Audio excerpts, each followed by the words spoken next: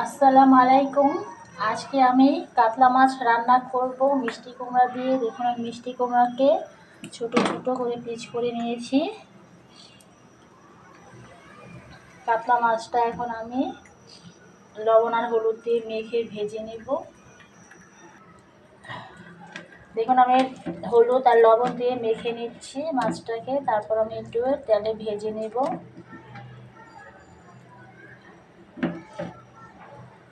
মাছটাকে কড়া করে ভাজতে হবে।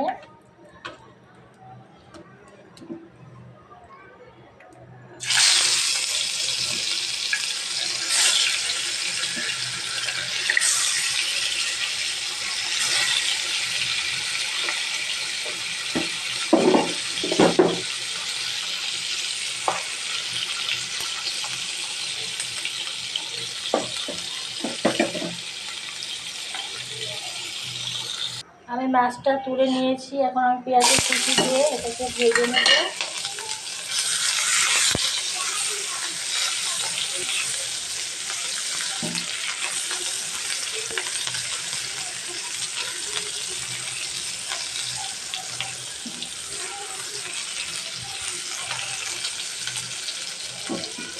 এখন মিষ্টি কুমড়াটা দিয়েও আমি ভেজে দেবো। মিষ্টি কুমড়া আর একসাথে পেঁয়াজটা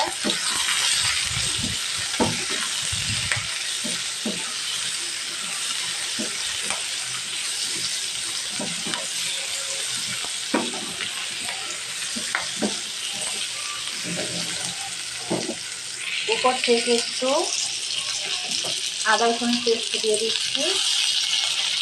আমি প্রায় 1 চামচের মতন আদা রসুনের পেস্ট দিয়েছি। এটা দিয়ে এখন হালকা একটু ভেজে নিচ্ছি।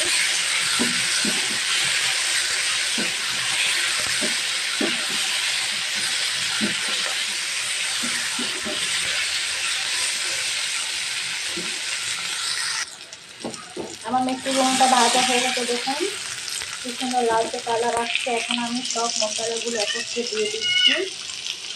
হলুদের গুঁড়া দিয়ে দিচ্ছি 1 চামচের মতো, মরিচ গুঁড়া দিয়ে দিচ্ছি 1 চামচের মতো, জিরের গুঁড়া দিচ্ছি 1 চামচ, আর ধনের গুঁড়া দিচ্ছি 1 চিমটির মতন, স্বাদ মতন লবণ দিয়ে দিচ্ছি।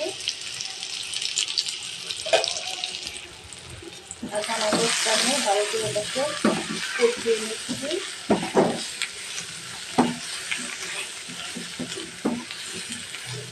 এবার আমি 1 গ্লাস মতন পানি দিচ্ছি।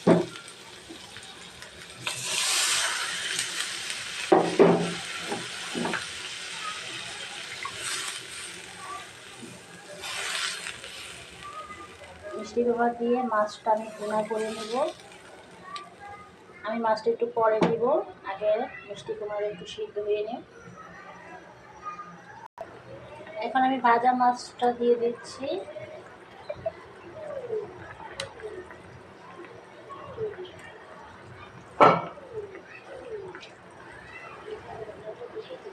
এটাকে আমি রান্না করে নেব প্রায় 5-6 মিনিটের মতন।